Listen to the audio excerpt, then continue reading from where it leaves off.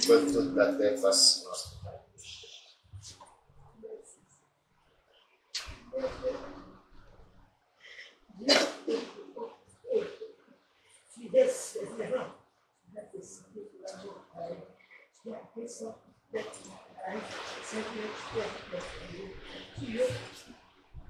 L'agneau de Dieu immolé. Toi l'étoile brillante du matin.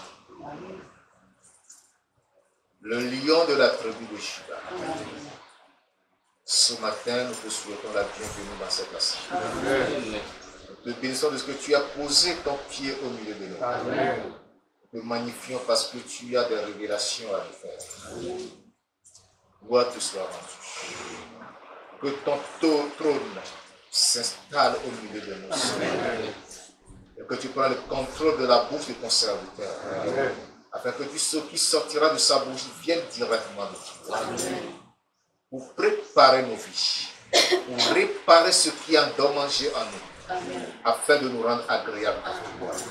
Ce matin, je prie que tu changes à chacun de nous de manteau, que tu nous revêtes ta robe blanche de gloire et que tu nous conduis dans ton royaume. Merci parce que je crois que tu l'as accompli. Alléluia, tu sois rendu pour ta fidélité.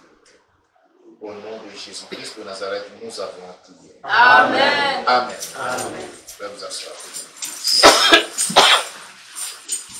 Alléluia. Amen.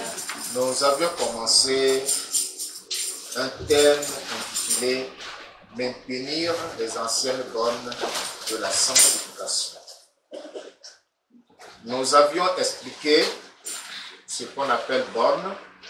Les bornes, ce sont des pierres de maçonnerie qui sont plantées ou posées pour délimiter un terrain, un domaine.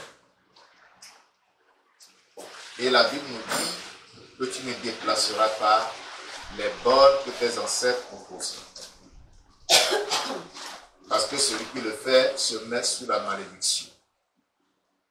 Et Dieu dit, parce que c'est lui qui nous a appelés qu'il est saint, il faut que nous aussi, nous soyons saints. C'est sous ce thème que nous continuons aujourd'hui en considérant le titre suivant, la nécessité de la langue sanctifiée. Alléluia. La nécessité de la langue sanctifiée. Lorsque nous parlons de sanctification, nous avons dit que sanctifier, c'est mettre à part du péché. C'est se consacrer à Dieu. C'est le fait de se purifier. Et notre langue, qui est un petit membre de notre corps, presque invisible, a elle aussi besoin d'être sanctifiée. C'est là que le Seigneur nous conduit ce matin. Ce qui m'a paru un peu, comment le dire, incompréhensible, c'est que lorsque j'ai reçu le thème, j'ai trouvé 3 titres que je devais développer. Mais, quand le moment est venu, le titre que je vais développer a basculé. Gloire à Dieu. Amen. Le Seigneur a voulu que je parle ce matin de la langue sanctifiée. Pourquoi il est nécessaire que la langue soit sanctifiée. Alléluia. Je voudrais exhorter les uns et les autres à être vraiment attentifs, à écouter ce message, à lui permettre de descendre dans le cœur, afin qu'il accomplisse l'œuvre pour laquelle le Seigneur nous l'envoie. Alléluia. Amen. Tournez avec ma Bible dans Matthieu, chapitre 12.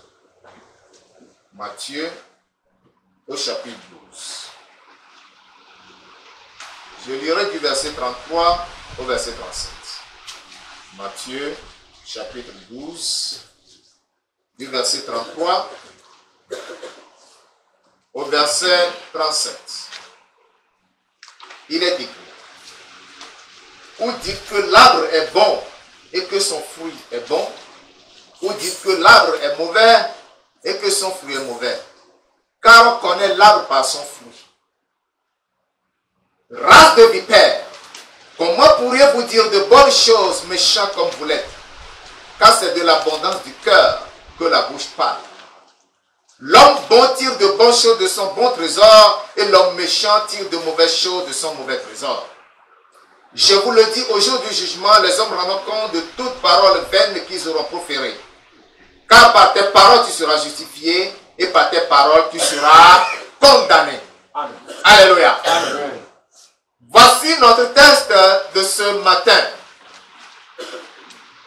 Qu'est-ce que ce texte veut nous apprendre?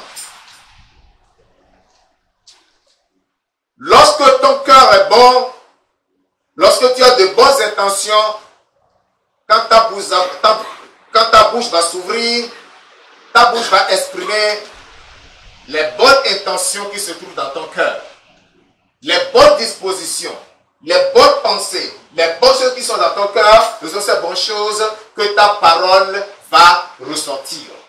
Mais lorsque ton cœur est rempli de méchanceté, de mauvaises choses, et quand tu ouvres la bouche, ce sont ces choses méchantes qui sortiront.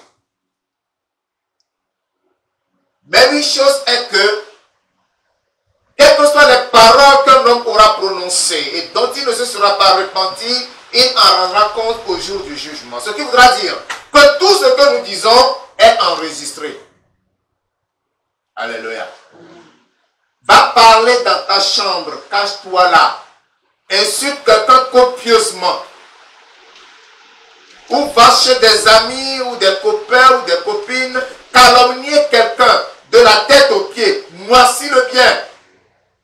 Au jour du jugement, tu en rendras compte. C'est ce que la parole nous fait comprendre. À cause de ce jugement, à cause du fait que nos paroles blessent, font du mal, nous avons besoin que nos langues naturelles soient transformées en langues spirituelles. C'est-à-dire sanctifiées et habitées par le Saint-Esprit. C'est en cela que de nos bouches pourront sortir de bonnes choses. La sanctification dont nous parlons est une expérience indispensable à tout chrétien qui aspire à hériter le royaume des cieux. Amen. Parce que Hébreux 12, verset 14 nous dit que sans la sanctification, personne ne verra le Seigneur. D'où l'importance, sinon la nécessité de la sanctification pour tous les chrétiens. Et lorsque tu dis que tu es sanctifié, c'est que ton cœur est sanctifié. Ta langue est sanctifiée. Tes yeux sont sanctifiés. Tes oreilles sont sanctifiées. Tes mains sont sanctifiées. Tes pieds sont sanctifiés. Autrement dit, tous les membres de ton corps sont sanctifiés. Afin que tu ne puisses plus t'en servir pour commettre le péché. Parce que quand tu vis sous le péché, sous le commandement de péché, sous l'autorité du péché, tu lis tes instruments pour devenir quoi? Tu utilises ton corps, les membres de ton corps, pour parvenir à l'injustice. Mais étant en Christ, tes membres deviennent des instruments de justice qui t'amènent à la sanctification. Alléluia. C'est de cette manière que nous devons comprendre les choses et chercher à utiliser nos corps. Chaque fois qu'un chrétien commet un péché ou utilise mal un membre de son corps, ce chrétien crucifie pour la seconde fois Christ. Vous le savez bien comment. Chaque fois que tu te mêles d'un péché ou tu commets un péché, tu es en train de crucifier Jésus-Christ. Les hommes méchants l'ont crucifié à cause de sa sainteté, de sa justice et de sa vérité. Mais si toi, chrétien aussi, tu te permets de commettre le péché, tu es en train de le crucifier une seconde fois. C'est pour cela que la sanctification pour nous est une nécessité. Il est nécessaire que notre langue soit entièrement sanctifiée à cause de cette parole de Matthieu 12, verset 36, qui dit que au jour du jugement, les hommes rendront compte de toute parole vaine qu'ils auront proférée. Nous devons faire très attention. Nous devons faire très attention. Donc, cette parole nous fait comprendre que la parole est la langue. Petit membre du corps qui soit est très dangereux. Jacques l'a comparé à un petit feu qui peut embraser une grande forêt. Alléluia. L'apôtre Jacques a dit que la langue, c'est un petit feu qui peut embraser toute une grande forêt. Il a aussi comparé un gouvernail capable de déplacer un gros navire, de diriger un gros navire. Cette langue, c'est-à-dire qu'elle est capable de jeter l'homme entier en enfer. La propre langue. Tu vas demander, mais pourquoi Dieu te l'a donné? Dieu te l'a donné pour deux objectifs. Premier objectif, afin que tu aies le goût de ce que tu bois, de ce que tu manges. C'est un là qui te permet de savoir qu'il y a du sel ou il y a du sucre. Que c'est épicé, c'est pas épicé. Que c'est doux, que c'est amer. Ou que c'est aigre. C'est la langue qui te permet. La langue, c'est pour cela que les scientifiques l'ont appelé l'organe du goût. Mais sans la langue, on ne peut pas parler. La langue s'associe à nos lèvres pour que nous puissions parler. Et c'est à ce niveau que la langue devient problème pour l'homme. Son association avec les lèvres et les dents pour sortir des mots et des phrases devient problème pour l'homme. Alors, qu'est-ce que nous pouvons dire? Lorsque nous rentrons dans la parole de Dieu, nous allons découvrir que beaucoup de conseils ont été donnés pour l'usage de la langue. Comment nous devons utiliser notre langue. Beaucoup de conseils ont été donnés. Et à côté, les dangers de la langue sont aussi répertoriés. Les dangers que peut causer la langue. Ou la manière dont la langue est un danger. Cela aussi a été répertorié. Et enfin, nous allons comprendre comment nous devons procéder pour que notre langue soit sanctifiée. Et ma prière ce matin est que nos langues soient entièrement sanctifiées ce matin.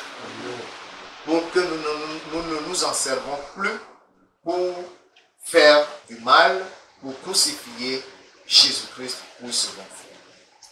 Proverbe chapitre 17, le verset 28. Proverbe chapitre 17. Verset 28. Je parle ici des conseils divins sur le bon usage de la langue. Les conseils divins. Les conseils que Dieu donne pour le bon usage de la langue. Proverbe chapitre 17, le verset 28. Écoutez ce que le sage nous dit. L'insensé même, quand il se tait, passe pour sage. Celui qui ferme ses lèvres est un homme, comment? Intelligent. La Bible nous dit que l'insensé, le plus grand imbécile, hein? Celui-là que nous pouvons dire qu'il n'a rien dans la tête, quand il se tait, quand il ferme sa bouche et ne parle pas, quand tu le vois, tu dirais, oh, un grand sage. Alléluia. Vous comprenez ce que la parole veut nous dire? Ce qui voudra dire que celui qui est bruyant, celui qui parle, passe pour quoi? Il passe pour un insensé. Oui, quand tu es bruyant, tu passes pour un insensé. C'est-à-dire que tu es comme un insensé. Mais quand tu te tais là, tu deviens sage. Même si tu étais insensé. Alléluia. La Bible veut nous dire à ce niveau que nous devons faire attention pour ne pas ouvrir la bouche n'importe comment. Tu ne dois pas ouvrir la bouche n'importe comment. Tu ne dois pas dire n'importe quoi. Tu n'as pas besoin de faire des commentaires à chaque fois, à chaque événement, à chaque propos. Tu n'as pas besoin de parler. Il faut que tu apprennes à garder silence. Éphésiens chapitre 5, le verset 4. Éphésiens chapitre 5, le verset 4. Qu'on n'entende ni paroles déshonnêtes, ni propos insensés, ni plaisanteries, choses qui sont contraires à la bienséance. Qu'on attend plutôt des actions de grâce. Amen. Amen. Qu'on n'entende ni paroles déshonnêtes.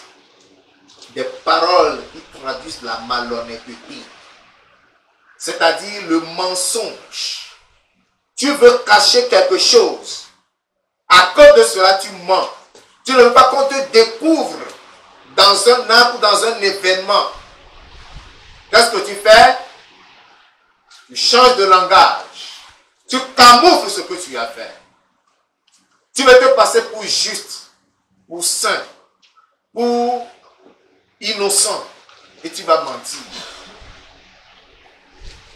Ou tu veux plaire aux gens. Pour plaire à quelqu'un, qu'est-ce que tu fais? Tu vas calomnier ton prochain. Tu vas le vilipender. Tu vas le ridiculiser. Tu vas le réduire à néant. Pour que toi, tu te donnes de l'importance devant les gens. C'est pourquoi l'apôtre Paul ici nous dit, nous donne ce conseil en disant qu'on n'entend ni paroles déshonnêtes, ni propos insensés, ni plaisanteries. Les plaisanteries, a priori, ne sont pas mauvaises en soi. Ça permet de quoi? De détendre l'atmosphère, on rit, on ricane. Mais attention, plaisanteries au milieu des chrétiens. Vous savez que c'est pendant les plaisanteries que certaines vérités se disent, des vérités blessantes se disent. Après, c'est pour dire que non, nous plaisantons, on s'amuse seulement. La Bible nous dit qu'on n'entend ni plaisanteries parmi vous, ni choses qui sont contraires à la bienséance. Qu'on attend plutôt des actions de grâce. Alléluia. C'est ce que nous devons aimer. C'est ce que nous devons pratiquer. C'est ce que nous devons faire. Sortir de nos bouches des paroles qui glorifient Dieu, des paroles qui honorent Dieu. Colossiens chapitre 3, le verset 8. Colossiens chapitre 3, le verset 8. Mais maintenant, renoncez à toutes ces choses. Aux paroles déshonnêtes, aux propos insensés, aux plaisanteries, aux choses qui sont contraires à la bienséance. Renoncez à tout cela. À la colère, à l'animosité, à la méchanceté, à la calomnie, aux paroles déshonnêtes qui pourraient sortir de votre bouche. Renoncez à cela. Ça voudra dire que vous aviez l'habitude de sortir ces paroles déshonnêtes. Mais ce matin, le conseil que Dieu nous donne, c'est de renoncer à cela. C'est d'arrêter de dire des paroles déshonnêtes. Renoncer à quelque chose. C'est abandonner, c'est rejeter, c'est laisser tomber. C'est ne plus faire cette chose. Renoncer aux paroles déshonnêtes. Oh, pourquoi tu n'étais pas à l'église le dimanche dernier? Ah, je m'étais réveillé avec une diarrhée, pas possible. Je ne savais pas ce que j'ai mangé. Alors que délibérément, tu es resté à la maison pour ne pas venir à l'église. Parole déshonnête. Parole déshonnête. Renoncez à cela. Que chacun parle la vérité à son prochain. 1 Corinthiens, chapitre 10, verset 10. 1 Corinthiens, chapitre 10, le verset 10. Ne murmurez point, comme murmurèrent quelques-uns d'eux qui périrent par l'exterminateur. Ne murmurez point les murmures. Comment peut-on expliquer les murmures? C'est parler derrière, critiquer. Par exemple, important pour l'évangélisation. Oui, mais il sait qu'il y a le soleil à l'heure là, il nous demande de sortir, on va marcher sur le soleil, après il va dire quoi? Hein? Il ne pense même pas à perdre notre santé. Il nous demande d'aller évangéliser. Tu dis ça derrière. Tu as fait quoi? Tu as... Pourquoi il nous demande de faire ça? Pourquoi on nous demande la contribution? Pourquoi on nous demande une si grosse somme d'argent à contribuer? Est-ce qu'il ne sait pas que les temps sont durs? Il pense que le Gabon est aujourd'hui comme avant. Tu es en train de faire quoi? La Bible nous dit, ne murmurez pas. Parce qu'à cause des murmures, il s'était passé des choses. Des gens étaient morts. Parce que quoi? Ils ont murmuré. On dit, ne murmurez point comme murmuraient quelques-uns d'eux qui périrent par l'exterminateur. Ils sont des enfants d'Israël, sortis d'Égypte. Mais plusieurs ont péri dans le désert à cause des murmures. Souvenez-vous de ceux qui ont murmuré contre Moïse. Même Marie, sa sœur, a murmuré contre lui. Aaron aussi a murmuré. Dieu les a frappés. Dathan, Corée et Abiram, ils ont murmuré contre Dieu. Non seulement eux, mais les hommes qui étaient avec eux et toute leur famille ont été engloutis par la terre. Alléluia. Les murmures. Dieu n'aime pas les murmures. Dieu n'apprécie pas les murmures. Les murmures sont en horreur à l'Éternel. Si nous voulons une assemblée où l'Esprit de Dieu sera présent au milieu de nous, où l'Esprit de Dieu pourra agir, où l'Esprit de Dieu pourra communier avec nous, bannissons du milieu de nous les murmures. Enlevons les murmures. Mais si vous entretenez les murmures, jeûnez du 1er janvier au 31 décembre. Vous ne verrez pas un seul signe de l'Esprit de Dieu parmi vous.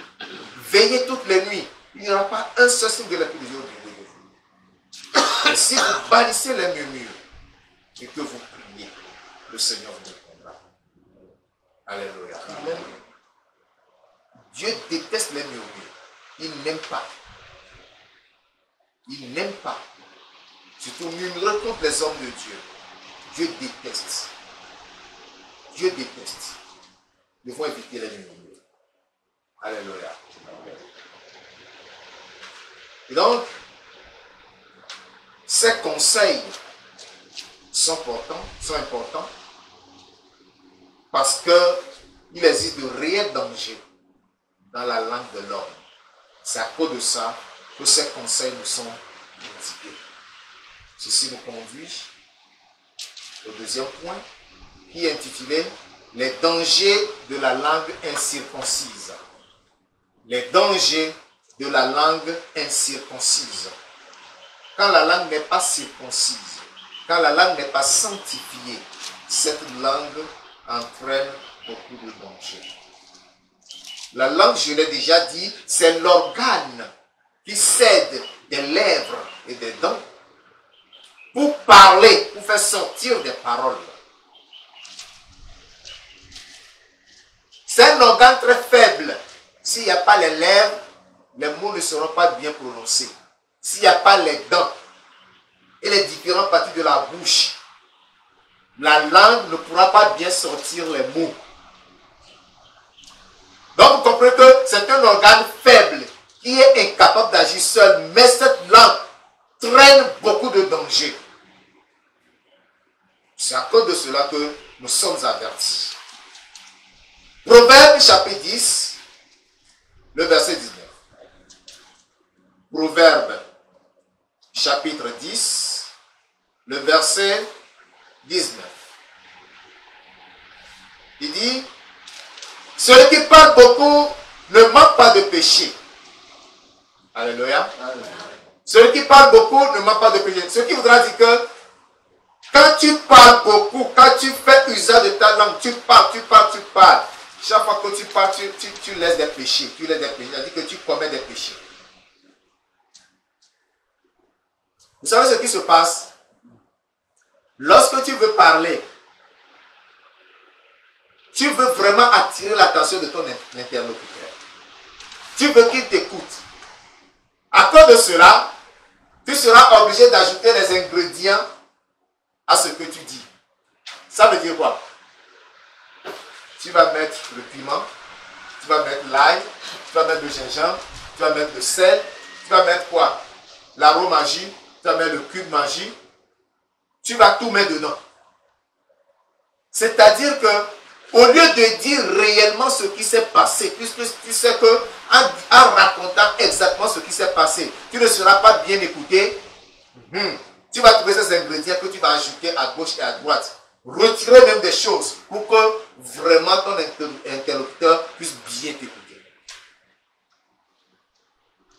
Et il arrive même que dans des témoignages, lorsque le chrétien veut témoigner, au lieu de dire exactement ce qui s'est passé, ce que tu as fait, il faut dire à Dieu ce que Dieu n'a pas fait. Ça veut dire quoi? Ils vont ajouter des choses. Ce qui ne s'est même pas passé. C'est comme une soeur me disait l'autre jour, elle était allée dans une église. Et puis, le pasteur avait prié pour elle. Après, elle se sentait bien, elle est partie pour prendre témoignage. Et le pasteur qui commentait le témoignage a dit, quand elle était venue ici, elle était vraiment maigrichonne. Elle n'avait pas la santé. Mais regardez comment elle est grosse aujourd'hui. Alors que la soeur n'était pas maigrichonne. La soeur, dès qu'il a écouté ça, elle a pris son sac, elle est partie. Le pasteur a fait quoi? Il a ajouté de l'ail, du gingembre, du cube magie, l'arôme magie, la mayonnaise et il a dosé le sel. Hein? La soeur ensuite, elle a pris son sac, paf, elle est partie. C'est pas ce qui se passe souvent. Quand vous causez, vous parlez avec quelqu'un, des choses qui se peuvent passer, vous allez dire, ça s'est passé. Voilà, voilà, voilà. Celui qui parle beaucoup ne manque pas de péché. Donc faites très attention. Et la deuxième partie de ce passage est un sage conseil.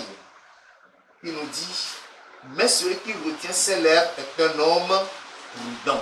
C'est-à-dire que quand tu parles, il faut la prudence dans tes paroles pour ne pas dire ce qui n'est pas réel, pour ne pas dire ce qui n'est pas vrai. Tiens-toi seulement à la réalité, tiens-toi seulement à la vérité, dis seulement ta vérité. Et tu t'arrêtes là. Il ne faut pas chercher à plaire à l'autre. La langue également, quand on est bavard, il y en a qui démontrent à tout le monde que eux, ils savent bavarder. Et ils ne sont même pas patients pour écouter ce que dit l'autre avant de répondre. Tu sais comment la langue te qualifie, ta propre langue là. Elle te dit, hein, dans Proverbe 18 au verset 13. Lisons ça. Proverbe 18, verset 13. La langue te dira, écoute bien. Celui qui répond avant d'avoir écouté fait un acte de folie et s'attire la confusion. Celui qui répond avant d'avoir écouté fait un acte de folie et s'attire la confusion. Proverbe 18, verset 13. Il est pressé de parler. Dès que l'autre annonce le premier mot, lui répond déjà. Parce qu'il a déjà imaginé la suite et la fin. Alors que celui qui parle n'a pas emprunté ce chemin. Il va se passer quoi? La confusion. Il va se passer quoi? Tu paraîtras comme un véritable insensé devant ton interlocuteur. Ne sois pas pressé d'ouvrir la bouche. Sois patient. Écoute attentivement avant de répondre. Ou à cause de la colère, lorsque l'interlocuteur sort une parole, toi tu reprends tout de suite, papa. il va rester à te regarder. Il saura que tu n'es qu'un insensé. Et après tout, ça tourne à ta confusion.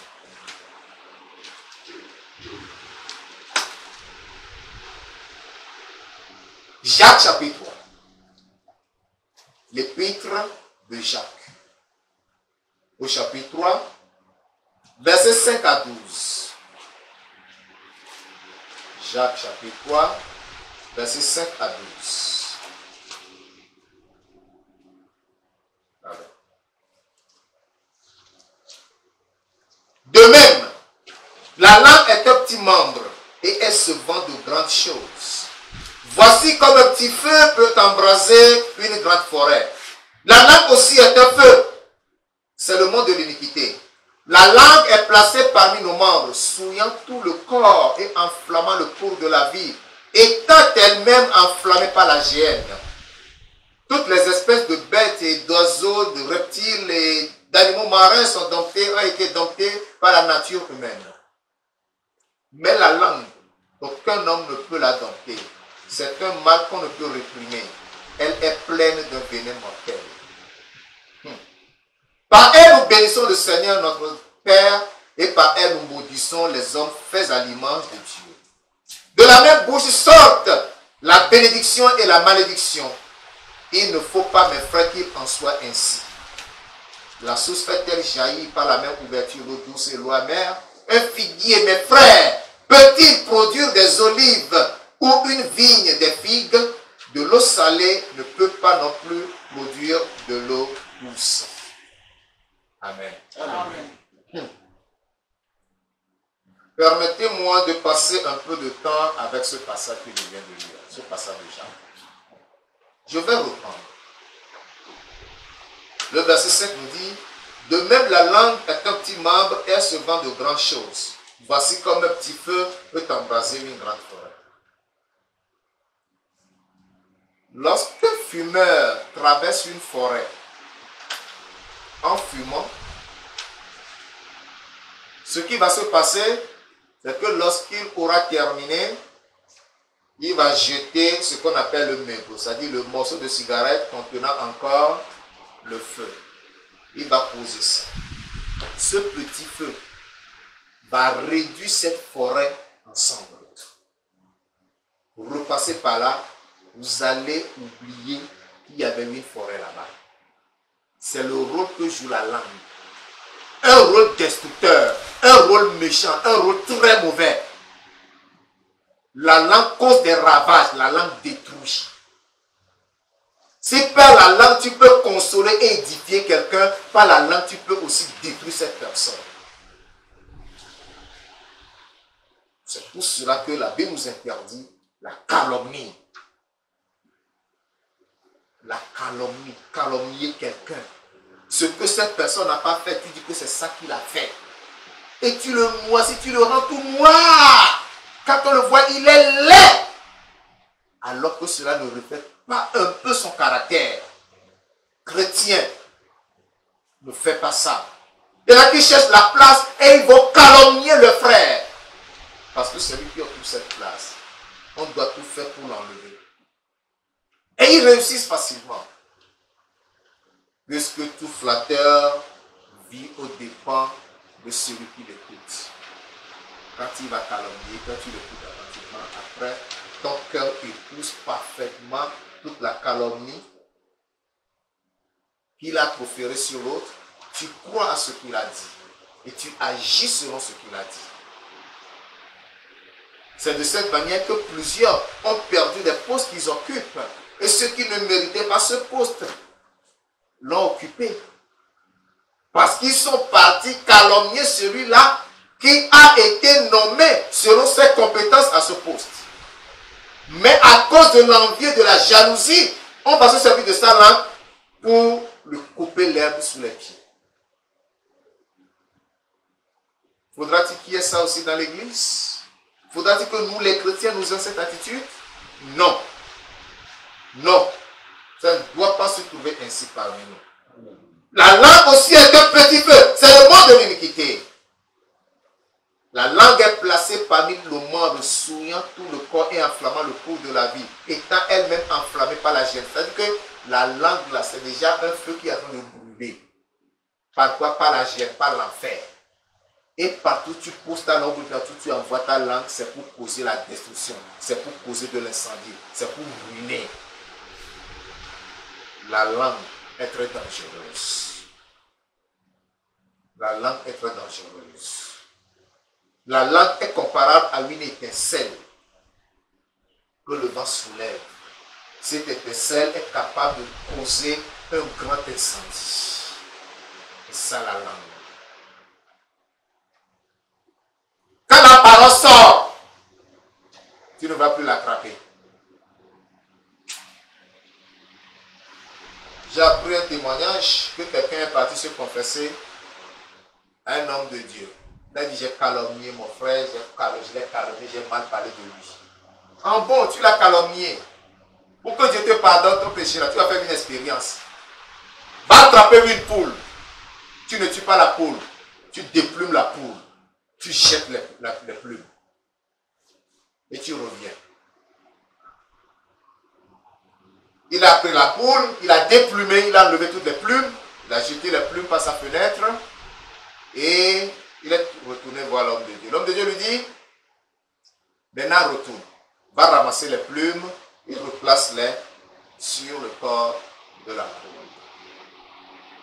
Le premier exercice compliqué, c'est que, ayant jeté les plumes par la fenêtre, le vent les a dispersées. Est-ce qu'il pourra les retrouver? Et s'il les retrouvait, est-ce qu'il pourrait encore les repiquer? Pas possible. C'est ça la calomnie. Quand vous voyez la poule devient vilaine parce qu'elle n'a plus les plumes qui la rendaient belle. Quand tu calomnies ton frère, tu es en train de le déplumer. Il devient vilain, laid. Alléluia. Amen. Celui qui le dit. Parce que tu lui as cousu un costume que tu lui as mis, qui lui convient parfaitement devant les hommes. Alors que ce n'est pas ce qu'il est, ce n'est pas ce qu'il a fait, ce n'est pas ce qu'il a dit. Mais toi, avec ta langue, tu l'as rendu comme ça. Que le Seigneur ait pitié de nous. Amen. Que nous accorde la grâce d'éviter la calomnie. Amen. Toutes les espèces de bêtes et d'oiseaux, de reptiles et d'animaux marins ont été domptés par la nature humaine. C'est-à-dire que l'homme a la force, la capacité d'apprivoiser les animaux, les oiseaux, même les animaux marins. Quand vous voyez dans des aquariums, on met des poissons dans les aquariums. Ces poissons ont été pêchés à la mer. Ou dans... Les gens vont apprivoiser même le tigre, la panthère, le lion, etc., etc. Ces animaux féroces. Mais la langue, ce petit organe, l'homme n'a pas la force de l'apprivoiser. Tu n'as pas la force de te rendre maître de ta langue, de diriger ta langue. Verset 8. Mais la langue, aucun homme ne peut la dompter. Aucun homme ne peut régner sur la langue pour dire je domine sur toi. Non. Pourquoi? Parce que c'est un mal qu'on ne peut réprimer. Elle est pleine de venin mortel. Ta langue a du venin. Je pense que c'est le serpent seulement qui a du venin. Quand il injecte le venin, toi aussi tu as du venin dans la langue.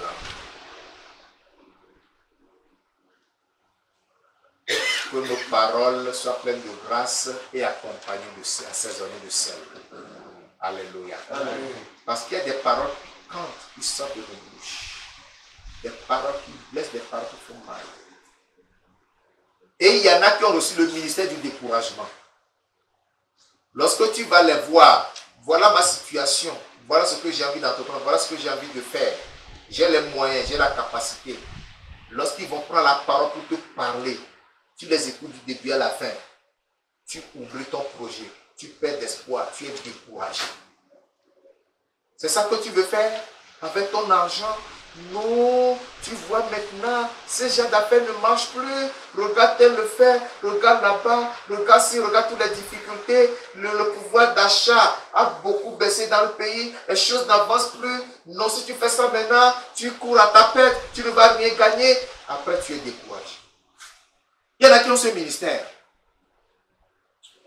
Ah, mon frère, tel que je vois mon église, Dieu me met à cœur que moi, chaque vendredi, je dois jeûner et prier pour le pasteur, pour qu'il ait davantage d'onction, pour nous révéler les secrets de la parole de Dieu.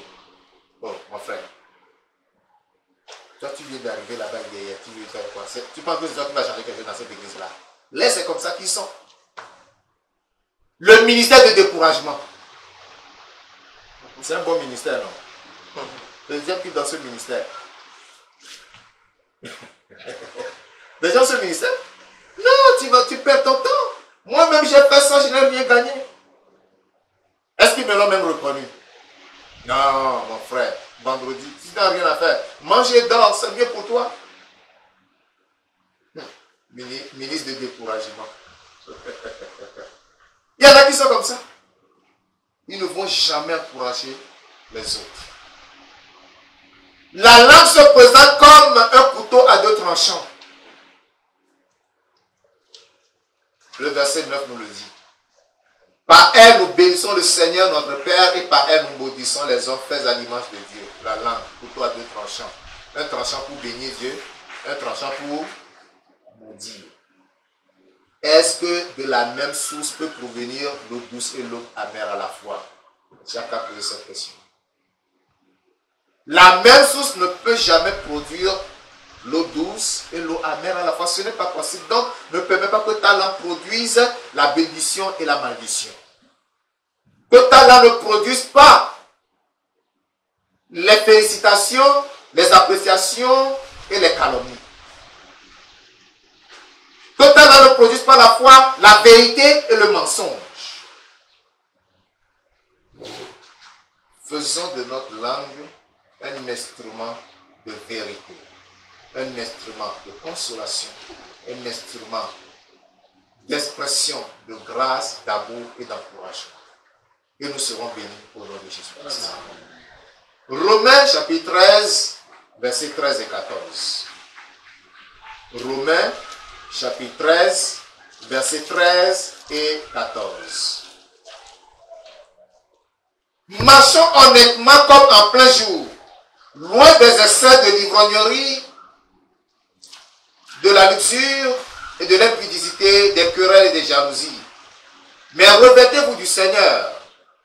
Autant pour moi, ce n'est pas Romains 13, c'est Romains 3 plutôt. Oh, désolé. C'est Romains 3, versets 13 et 14. Romains 3, versets 13 et 14. Leur gosier est un sépulcre ouvert. Ils se servent de leur langue pour tromper. Ils ont sous leur lèvres un venin d'aspic. Leur bouche est pleine de malédiction et d'amertume. Alléluia. Amen. C'est là la langue. C'est là la bouche de l'homme. Hein? Leur gosier est un sépulcre ouvert. C'est-à-dire que la bouche là, c'est un sépulcre. La langue cause la mort. C'est un sépulcre. Sépulcre ouvert, pas même fermé, ouvert. Donc là-dedans, là, ce que la langue sort là, c'est méchant, c'est mauvais. Il y a déjà été un cimetière où là, il y a un sépulcre ouvert. C'est-à-dire le sépulcre là, on a déjà enterré un corps. Maintenant, ça c'est ouvert. Et vous allez essayer de regarder à l'intérieur. Vous allez découvrir quoi? Des ossements desséchés. C'est ça la langue, c'est comme ça que la langue se présente. C'est horrible, c'est affreux à voir. C'est ça la langue. Elle est belle comme ça. Quand tu la sors avec sa couleur rose là. Elle est très belle. Mais elle est dangereuse. Elle est affreuse. Leur gosier est un sépulcre ouvert. Ils se servent de leur langue pour tromper, la tromperie. Arrêtons la tromperie. Cessons la tromperie. Ils ont sous leurs lèvres un venin d'aspic. L'aspic, c'est un serpent dangereux. Ça peut mordre. Tu n'as plus une chance de survie. Venin d'aspic. Ça te pique là. C'est fini. Et il t'injecte le venin. C'est ce que fait la langue. Leur bouche est pleine de malédiction et d'amertume. La malédiction et l'amertume dans la langue. C'est ça que la langue exprime. La langue comprend qu'elle est réellement dangereuse. Nos paroles qui sortent de nos bouches, non seulement font du mal au prochain, au voisin, à celui à qui nous nous adressons, à celui dont nous parlons, mais elle nous fait du mal à nous-mêmes qui parlons. Matthieu chapitre 15. Matthieu, le chapitre 15. Verset 11. Ce n'est pas ce qui entre dans la bouche qui souille l'homme, mais c'est ce qui sort de la bouche, c'est ce qui souille l'homme. Ce qui sort de la bouche, c'est ça qui souille l'homme. La parole que toi tu prononces te souille, te salit. Verset 18 à 20. Mais ce qui sort de la bouche vient du cœur. Et c'est ce qui souille l'homme. Car c'est du cœur que viennent les mauvaises pensées, les meurtres, les adultères, les impudicités, les vols, les faux témoignages, les calomnies. Voilà les choses qui souillent l'homme. Mais manger sans s'être lavé les mains, cela ne souille point l'homme. Amen. C'est pourquoi il nous a déjà dit que c'est de l'abondance du cœur que la bouche parle. Quand ton cœur, est rempli d'impudicité, tu vas ouvrir la bouche, tu ne vas rien sortir de pur ou de saint. Tu vas sortir seulement l'impudicité. Quand ton cœur est chargé de méchanceté, quand tu ouvras la bouche, c'est la méchanceté que tu vas exprimer. C'est ça le rôle que joue la langue. Nous comprenons à partir de ce texte que le cœur et la langue sont reliés. Vous voyez cette relation-là? Il y a une relation entre le cœur et la langue. Parce que la langue ne peut rien dire qui ne se trouve pas dans le cœur. Avant de parler, ce que tu dis là, tu le puisses dans ton cœur. C'est-à-dire la pensée, la réflexion, l'idée que tu as. Ça prend naissance dans ton cœur. Et tu le dis. La langue le dit. La langue l'exprime.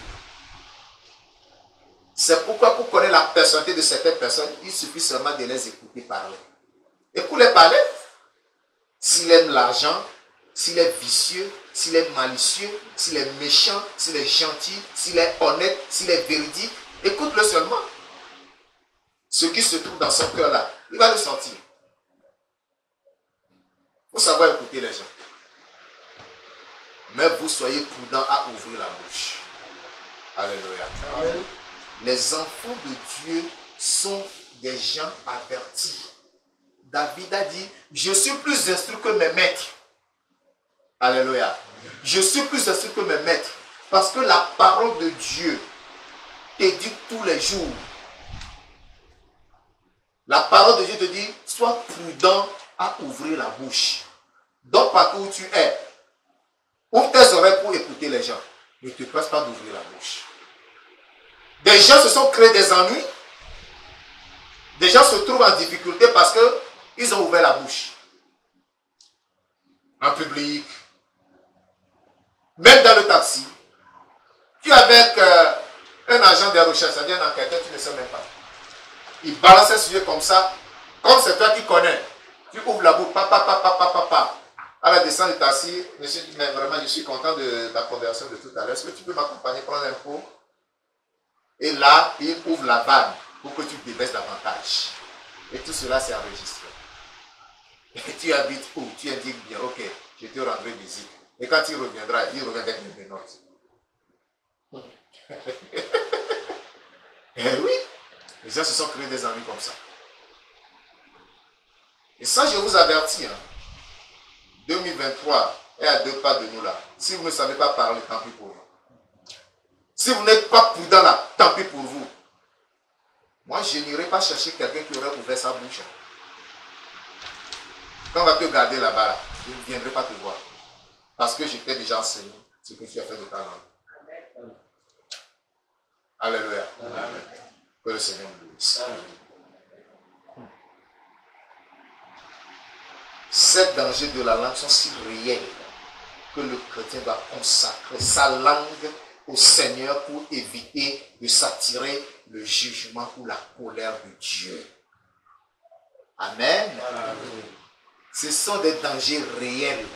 Et toi, pour te mettre à l'abri de ces dangers, consacre ta langue au Seigneur. Sanctifie ta langue pour éviter la colère de Dieu, la colère des hommes et le jugement de Dieu. Ce qui nous conduit au dernier point. La langue sanctifiée comme résultat d'un cœur circoncis. La langue sanctifiée comme résultat d'un cœur circoncis. Vous voyez, lorsque le cœur est circoncis, il est libéré de tout péché, il n'y a plus de souillure, il n'y a plus de mauvaises choses. Alors, quand la bouche s'ouvre, la langue dira des choses qui sont agréables. Matthieu 12, verset 34. Matthieu 12, verset 34 dit, « Race de vipères, comment pourriez-vous dire de bonnes choses méchants comme vous l'êtes? Car c'est de l'abondance du cœur que la bouche parle. » C'est de l'abondance du cœur que la bouche parle. Mais quand on est race de vipères, on ne peut jamais dire de bonnes choses. Ce qui abonde dans ton cœur, je l'ai déjà dit, ce ne sera que de la répétition. Que c'est ce qui abonde dans le cœur que vous direz, vous ne direz jamais le contraire. Et comme on le dit si bien, l'on ne peut donner que ce que l'on a. Si tu n'as pas quelque chose, tu ne peux pas le donner. C'est ce qu'il y a dans ton cœur que tu vas présenter. Matthieu 15, verset 18. Mais ce qui sort de la bouche vient du cœur. Et c'est ce qui souille l'homme. Ça sort du cœur. À cause de cette relation, que j'appelle un lien intrinsèque, c'est-à-dire que c'est naturel, c'est inné. Et cela réside entre le cœur et la langue. Tu ne peux pas couper ça. Tu ne peux pas. C'est comme la relation entre le sommeil et l'œil. Même quand l'œil est percé, il y a toujours le sommeil dedans. Tu vas dormir. Bravo. C'est ça la relation entre le cœur et la langue. Donc la langue traduit seulement ce que contient le cœur.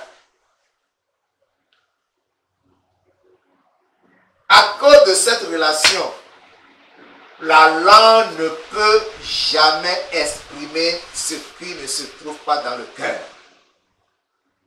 Et pour que toi, ta langue puisse exprimer de bonnes choses, selon ton intention ou bien selon ton désir, il te faut avoir le cœur circoncis.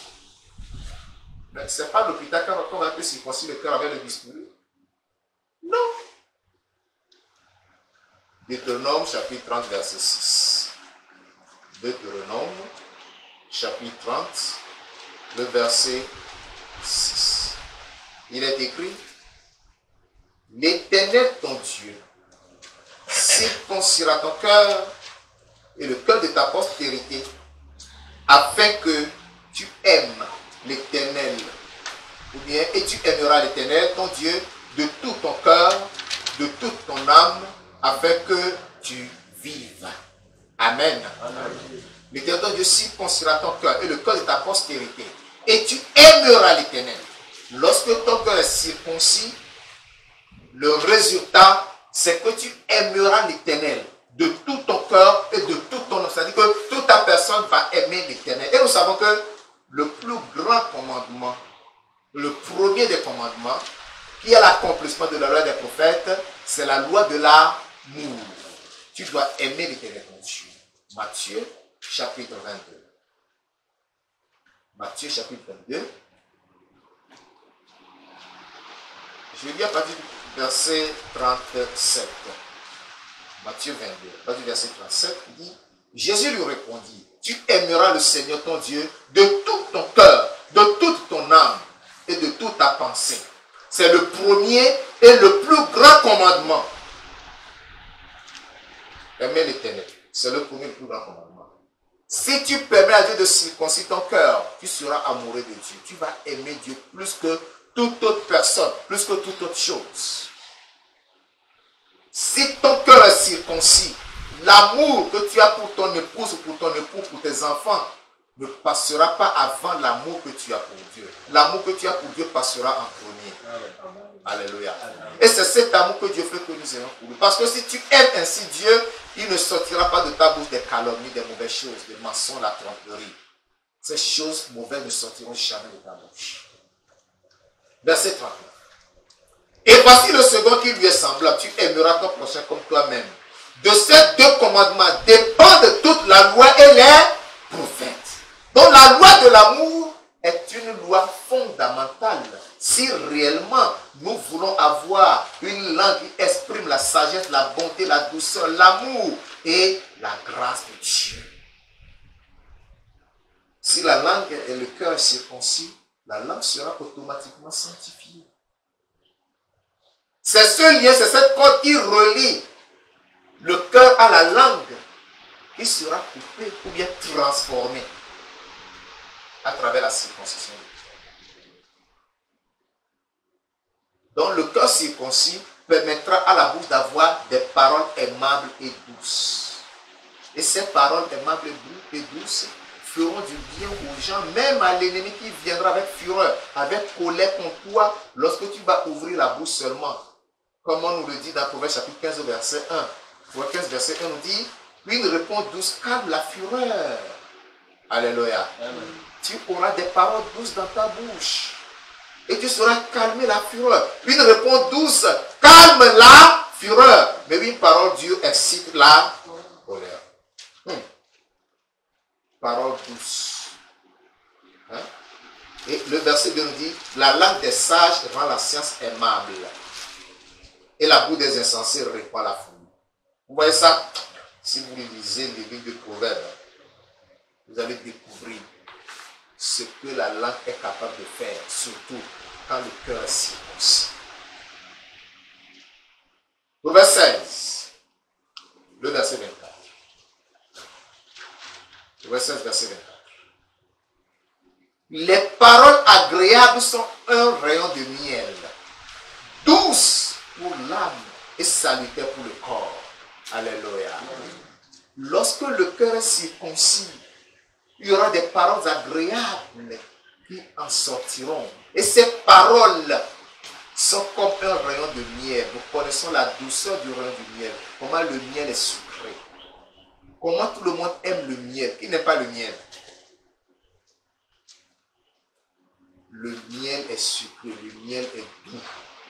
On dit, ces paroles sont douces pour l'âme et salutaires pour le corps. Ce sont des paroles qui font du bien à l'âme. Ce sont des paroles qui réconfortent, qui encouragent, qui soutiennent, qui consolent, qui encouragent. Ce sont des paroles qui font du bien.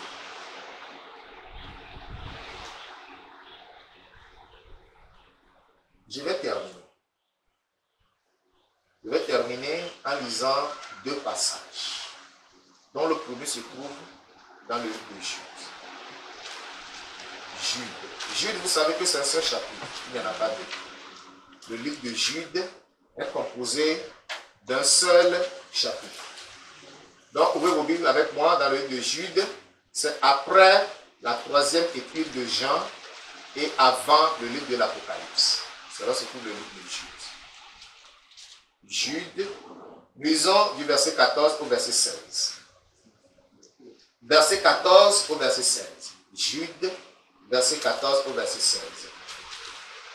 C'est aussi pour eux qu'Enoch, le septième depuis Adam, a prophétisé en ces termes. Voici, le Seigneur est venu avec ses saintes myriades pour exercer un jugement contre tous et pour faire rendre compte à tous les impies parmi eux de tous les actes d'impiété qu'ils ont commis et de toutes les paroles injurieuses qu'on proférait contre lui des pécheurs impies. Les paroles injurieuses proférées contre lui par des pécheurs impies. Il y en a qui ont dit des choses contre Dieu, des abominations contre Dieu. Ce matin, Dieu appelle ceux-là à se répandre parce que le jour viendra, il fera rendre compte à tous ceux-là. Et il y a même des chrétiens qui aime dire ainsi par l'Éternel alors que l'Éternel n'a pas parlé. Ainsi déclare Dieu, Dieu m'a dit alors que Dieu ne t'a pas dit. Dieu dit que ces paroles sont pour lui des insultes dont tu rendras compte au dernier jour. Verset 16. Ce sont des gens qui murmurent, qui se plaignent de leur sort, qui marchent selon leur convoitise, qui ont à la bouche des paroles hautaines et qui admirent des personnes pour motif d'intérêt. Ce verset est très riche. Des gens qui murmurent, des gens qui se plaignent de leur sort. C'est-à-dire qu'il y en a qui ne sont jamais satisfaits de ce qu'ils possèdent. Ils ne sont jamais satisfaits. Ils ont toujours la plainte à la bouche comme le chat. Miaou, miaou. Le chat se plaint. Ceux-là, quel que soit ce que vous leur donnez, ils se plaindront toujours. Quel que soit ce que vous leur ferez, ils se plaindront toujours. Ils ne sont jamais satisfaits.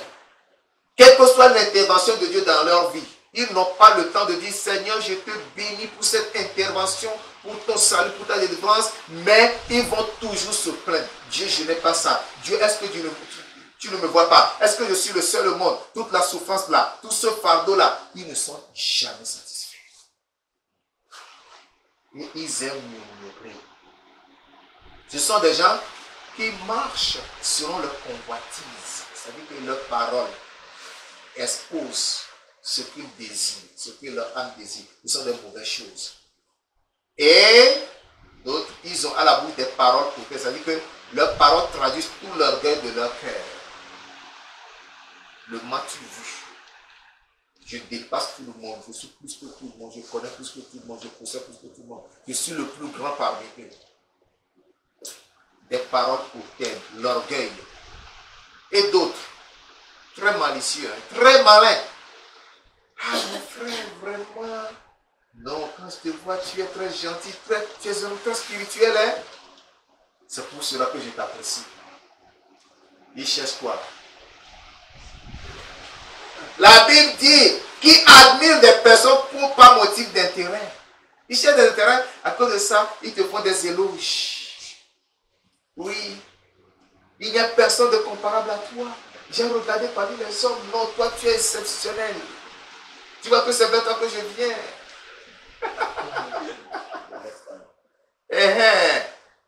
Il cherche un intérêt. Il te caresse dans le sens des poils. Dès qu'il soutient ça là, il s'en va. Hein?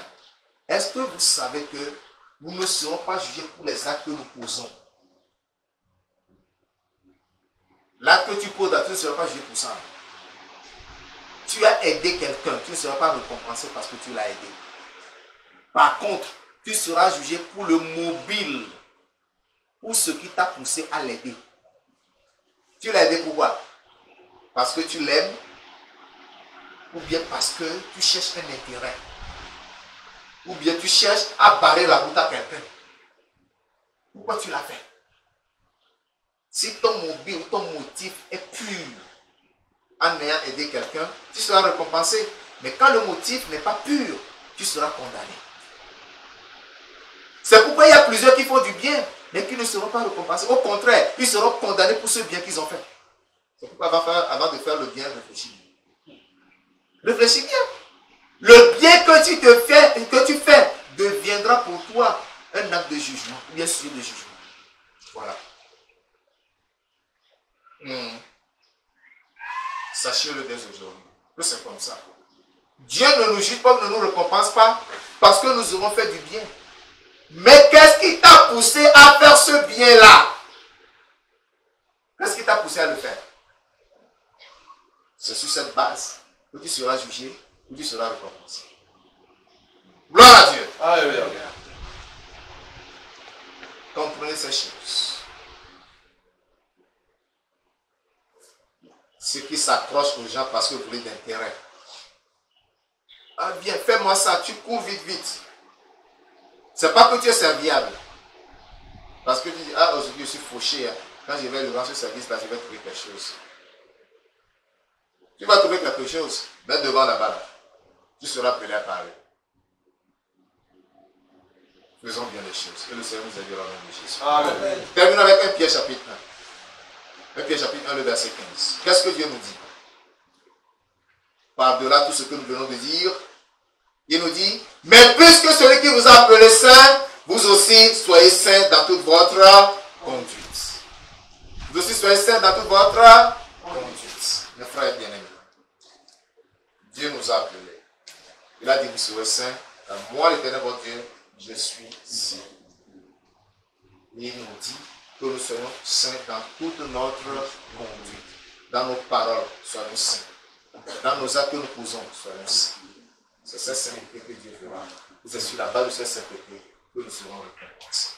C'est pourquoi tu vas prier au Seigneur ce matin et recommander ton cœur dans la vie. De demander à Dieu de circoncire ton cœur afin que ta langue aussi soit délivrée de la méchanceté, de la calomnie, de la tromperie, de la fausseté, de l'arrogance, de tout ce qui est mauvais dans ta langue. Prie le Seigneur, soumets ton cœur à Dieu. Parle à Dieu. Parle au Seigneur ce matin, mon frère bien-aimé.